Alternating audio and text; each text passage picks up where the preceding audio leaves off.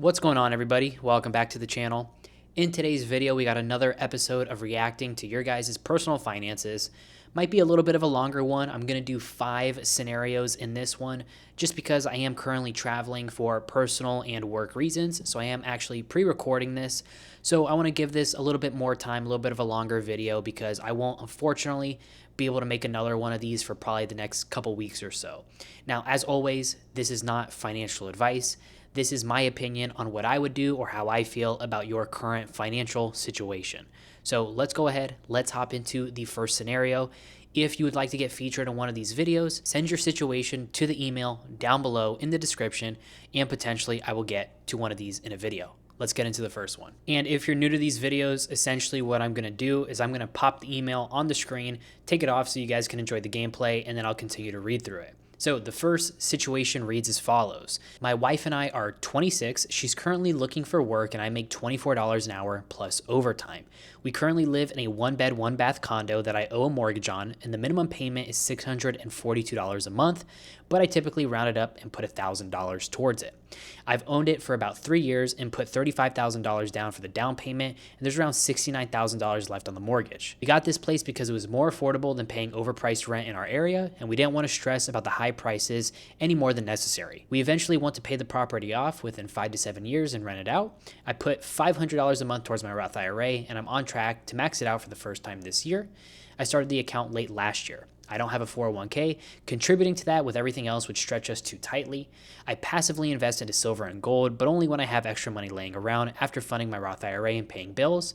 I have a reliable, fully paid off car and an emergency fund, high yield savings account with $30,000 in it and $8,000 in checking. My parents pay $150 a month to me for a $40,000 emergency loan given to them 4 years ago. Our expenses, including investments, are about $1,500 a month, give or take. Our mortgage is our one and only debt. Our ultimate goal is to pay off our current place, rent it out, and aggressively pay down our next place to a more permanent home. All right, so as always, let's go ahead, let's get the facts straight. So this guy is a homeowner. He's got a paid off reliable car, $30,000 emergency fund, $8,000 in checking, currently working on maxing out that Roth IRA. Only debt is mortgage, at least that was mentioned. Monthly expenses, $1,500, give or take, all while his wife is currently looking for work. Now, I will say this is a classic scenario where I really like this situation because this person is not making $250,000 a year trying to optimize their life. Like, the fact that you've been able to build this much cash on, I'm going to assume, your income without your wife's income is pretty crazy to me. It kind of sounds like me, what I did when I was working overtime. Like, people don't understand, like, overtime adds up very fast. Now, it's not for everyone, but like, even if you're making 24 bucks an hour, overtime can start to stack up pretty quickly. The way I see it is this is someone with a really normal income who's clearly made some pretty smart financial decisions, right? They looked for an affordable place instead of getting crushed by rent or by a house they couldn't afford, kept their expenses really low, avoided car debt, which is really good, built that cash, and you're still managing to invest. And, obviously really good job on trying to max out the Roth IRA this year. Now, as far as the mortgage goes, you owe around $69,000 left. Minimum payment is $642, but you round that up to $1,000 to pay it down faster. I'm completely okay with that. Obviously, you have a plan, right? Your plan is not to get the biggest investment portfolio. Your plan is to pay down the place and rent it off. So obviously, I like that you're sticking to your financial plan. Some other people might say it's better to take that extra money and invest it or, do X, Y, and Z with it. But the fact that your ultimate goal is to pay this place off and then rent it out and find a new place, I think it's completely okay taking that extra money and paying down the mortgage. Now, as far as the gold and silver investments, those don't really bother me. I currently dollar cost average both of them on a pretty small position. I will say, obviously, you didn't mention what's in your Roth IRA, which is completely fine, but you definitely should be more diversified than gold and silver, at least in my opinion. I'm going to assume you have some type of S&P 500 ETF in your Roth IRA.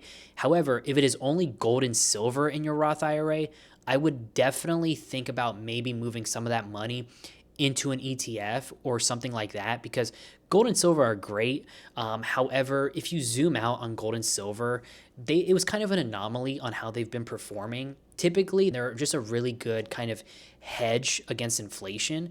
But being a 26-year-old, I would want some of that money in an ETF that's going to continue to grow, but obviously on a safe basis. The $40,000 loan to the parents is interesting. Now, obviously, I'm not going to really speak on that because they're only paying you $150 a month consistently. So obviously, you're not like, deciding your financial future off that $150. The only thing I would probably question with your finances is if you're holding too much cash, right? You have $30,000 in a high yield savings account plus $8,000 in a checking account when your monthly expenses are only around $1,500. What I'm going to assume is two things. One, you're only on one income, so having a lot of cash is not necessarily a bad thing. The other thing too is considering you already know that the next plan is to buy a more permanent home, maybe you're stacking all that cash for a down payment, which once again makes a lot more sense. However, if neither of those are the case, I would think about maybe rolling a little bit of that cash. It doesn't even have to be 20% of it. It can be 10% of it into a index fund or something like that, just where it's going to continue to grow over time.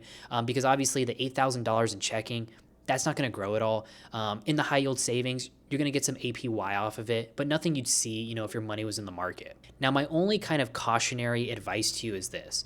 Clearly, once again, you have a plan, right? You want to pay this place off, you want to rent it out, and you want to get a new place.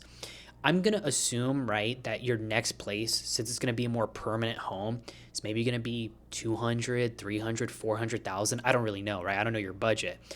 The only thing is this, you're 26, you're going to have plenty of years to pay off that mortgage. And I know paying off a mortgage is a great thing. Like, don't get me wrong. It's one of the best things you can do is to have a house with a fully paid off mortgage.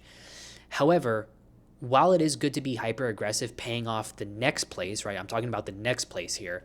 You are so young that you don't want to hinder your investing at all, because being 26, I'm the same age as you. We have so much time to let our money grow. So I think the way I would treat it if I was in your situation is do what you're currently doing. It's obviously working. I like your plan. However, the next place, maybe allocate a little bit more money towards your investments or start your 401k with your company, maybe do like 4 to 5% and then use the rest for paying off that mortgage. That way you're, kind of killing two birds with one stone, right? You're investing for the long term, your money's going to have a long time to grow, and at the same time you'll still be somewhat aggressively paying down that mortgage. So hopefully that makes sense, but overall, you're in a great position. You're doing good. Hopefully your wife gets a job soon. But yeah, keep killing it. Keep making money. Keep doing your thing because I like the plan so far. All right, so scenario number 2 comes in from my boy Aaron here. Now, he put a lot of numbers in this, which I'm completely okay with, but I'm not going to read this word for word. So I'm going to put the email on the screen. Feel free to pause it. I'm going to kind of give you guys the main things that jump out at me. And the first thing is his debt. So he has a $22,000 car loan at 12% interest.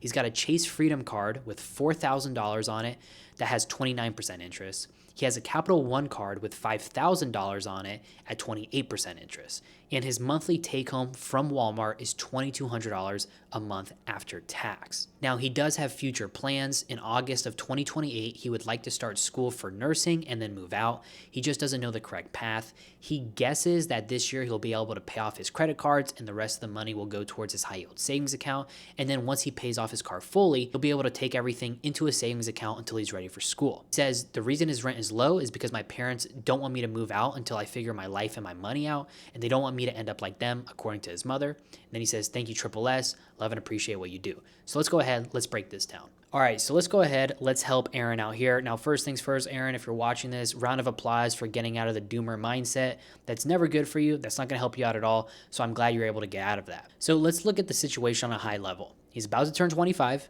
Happy birthday. He's working at Walmart. He's doing gig work on the side that's paying $800 minimum weekly. He's babysitting for extra income. He's living at home paying $350 in rent. So roughly income that's brought in on a monthly basis is around $5,800 a month.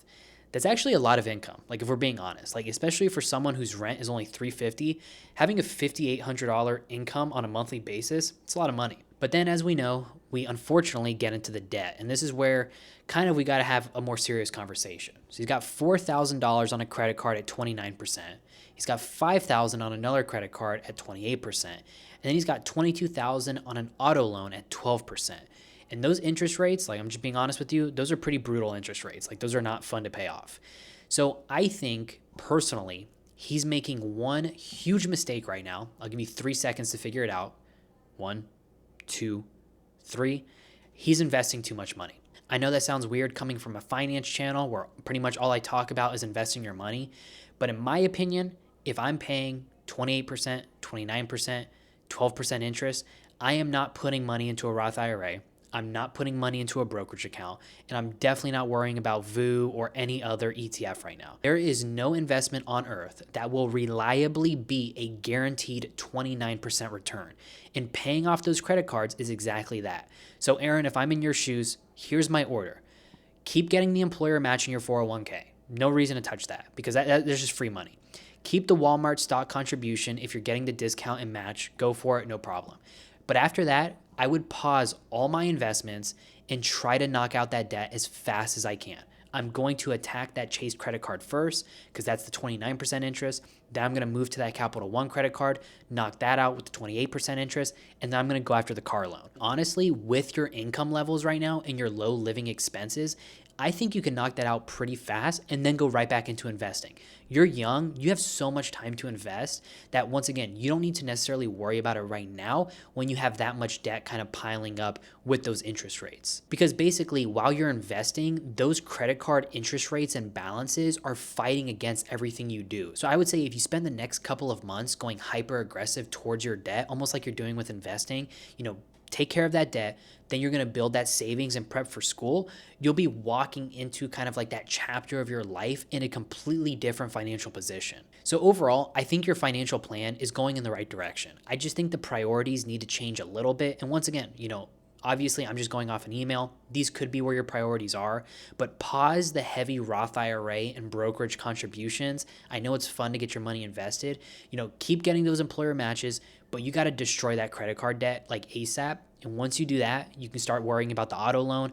And then once you do that, at that point, you can build that emergency fund, get everything going back into your investing account. So I think the biggest takeaway here for anyone watching this is if you really want to get your money invested and you're enjoying investing, but you're kind of fighting those high interest credit cards, worry about paying those off first because that's going to give you the quickest return on investment.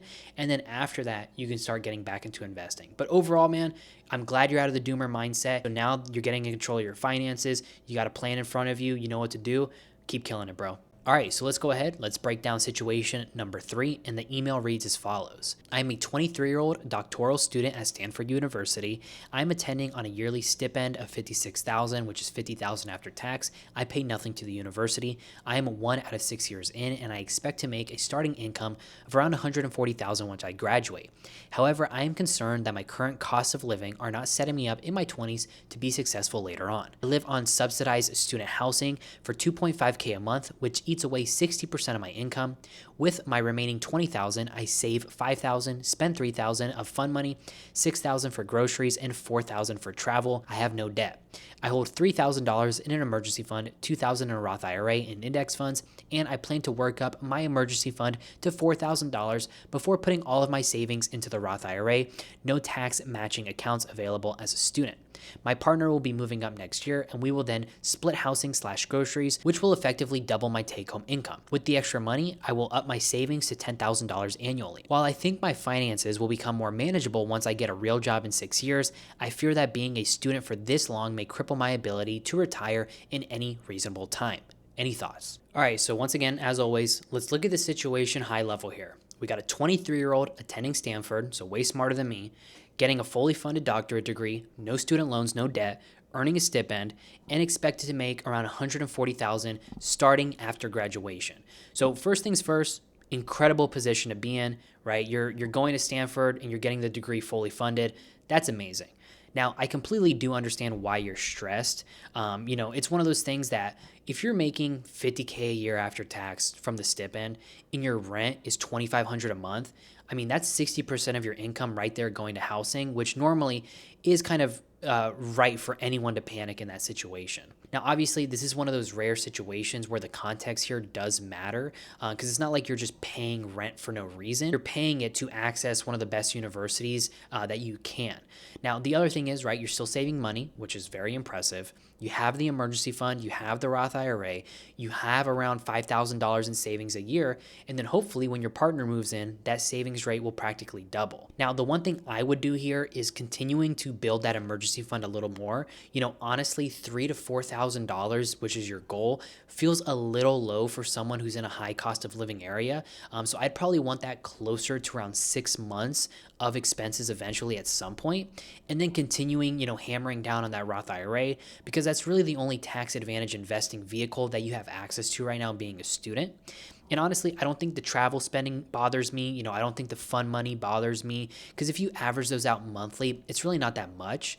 So overall, I think you're looking at the next 6 years a little bit incorrectly, right? You see the next 6 years of being a student. I would look at the next 6 years of building a career that's likely going to pay nearly triple what you're making now without taking on debt to get there, which is huge. Now, look, your fear of kind of crippling your retirement, I think that's very overstated. You're 23, you're already investing, you have no debt, you're setting yourself up for six-figure income, which is obviously more than most people ever make in their whole life. So I think two things here, right? The biggest takeaway is that your 20s are not always about maximizing your investments or your income. Sometimes, it's not going to happen until you're 30 or 40, and that's completely normal based on everyone's different situations, right? Like we all go through life differently. The only other thing I would really add here is if the time makes up for it, your situation makes up for it, whatever it might be, maybe try to get some type of part-time job. It doesn't have to be anything crazy, whatever you're interested in, even something that pays $1,000 a month, $1,500 a month, something that you could at least kind of get a little bit, short-term access to some of your goals, whether that's, taking that money and rolling it straight into a Roth IRA, taking some of that money, rolling it only into your emergency, maybe only using that money as your fun money, and then the rest of your stipend money used towards investments. There's a lot of different ways you can kind of paint it. But overall, I think the fact that you're getting a fully funded doctorate from Stanford with no debt is a huge investment, right? More than like a stock market investment. That's a great personal investment, which you can't underplay that. But once again, I would potentially look at maybe getting some secondary form of income, even if it's a weekend job. Try not to get too focused on everything you're losing out on now, and try to focus on everything to gain in your future. All right, and to round out this video here, this last one comes in and reads, I'm 20 years old, fortunate enough to have only around $300 a month in bills. My path is not traditional. I'm not in college. I own my own business. This year, on track to make around $70,000. My take home will be around $30,000. The business has been growing exponentially year over year since starting full-time 2 years ago, but I see this as my grind. I don't enjoy what I do very much. I don't want to do it long-term, but I am willing to do so to support myself now and save for the future. I have a little over $10,000 in investments, then around another $10,000 I spread through various accounts, no debt. My girlfriend graduates college in 3 years with a master's in accounting. She knows exactly the career path she wants to take. I have no idea what I want to do. I definitely want to be in the finance field, just not sure what. In 2 years, I will be going to WGU, an online college, to get my BS in finance. I'm kind of lost right now, not sure what to do at this point. I guess my question is, how do you figure out what you want to do if you're in my situation? I can't exactly put my business in the background and get more experience in the finance world. All right, so once again, let's look at the facts. We got 20 years old here, owns a business, on track to make around $70,000 this year, no debt, 30K of that is going to be take home, 20K is already saved and invested, and monthly bills of only $300. Now look, off the rip, that's a position a lot of people at your age and 20 years old would love to be in, right? The thing that stood out to me was he said that he does not really enjoy the business, but he's willing to keep doing it because it supports him and it helps him build for his future. That is a super mature way of looking at that situation, right? A lot of people would get burnt out, get tired of it, push themselves through it, go through the hustle culture. You fully understand that, hey, I don't really like it, but hey, it puts money on the table, right? So I'm going to keep doing it. Now, one area I do have some questions is the school timeline. He said he's planning to go to school through WGU in about 2 years. But if it's an online program anyway, why would you wait 2 years? Now, it could be through the business. It could be because you want to align with your partner, whatever it might be.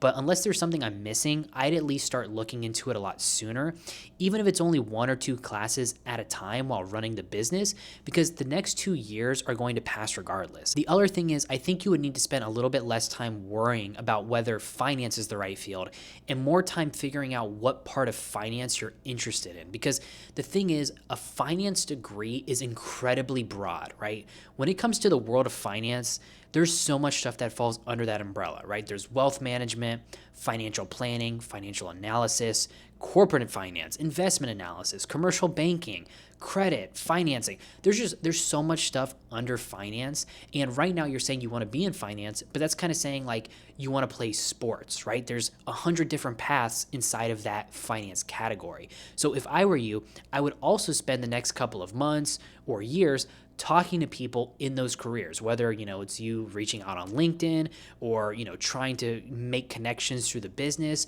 watching YouTube videos, networking, whatever it might be. Just try to narrow down what in finance interests you the most. Now, as time goes on, I would 100% start thinking about whether that business is something you eventually sell or something that you slowly phase out of as you move into your long-term career. Because if the business continues to grow while you're earning a degree, you could end up with a really valuable asset by the time you graduate. So overall, I think you're putting a little too much pressure on yourself to have everything figured out by 20, right? You're doing great. You're in a great position. So keep growing the business. Look into starting school a little bit sooner if I were you. Start aggressively narrowing down what area of finance actually interests you the most so you can, focus your courses or just your interest towards that, and then use that business as a tool to buy yourself options. And then potentially down the line, whether you're getting your degree or just completely fed up of the business, absolutely start looking at a way to actually sell that business off. Because who knows, with the business, making 70,000 gross a year, you might be able to sell that business for 100, 200,000. I don't really know how selling businesses works, but I would assume you'd be able to get a decent amount of money for that business. You just got to keep moving forward, because right now between, your growing business, you got no debt, you got low expenses, you got a future finance degree on the horizon. You got so much more going for you at 20 years old than most people. Like at 20 years old, I was making 10 bucks an hour working a retail counter at a coffee shop. Like I was not doing anything with my life. So, stay on the path you're on. You're doing great. Just look into potentially starting school a little bit earlier and also selling that business, maybe potentially in the next year or two when you actually start focusing on school and moving into the finance world. But overall, great job with your finances. All right, so that is going to wrap up the video here for reacting to your guys' finances. Like I had mentioned, I am currently traveling, so I won't be able to get to another one of these for probably the next week or so, but feel free, email me in the description down below. Let me know your scenario. Give me consent to use it, and I'll try to get to your situation. Thank you guys for watching, and as always, I'll catch you guys in the next one. See ya.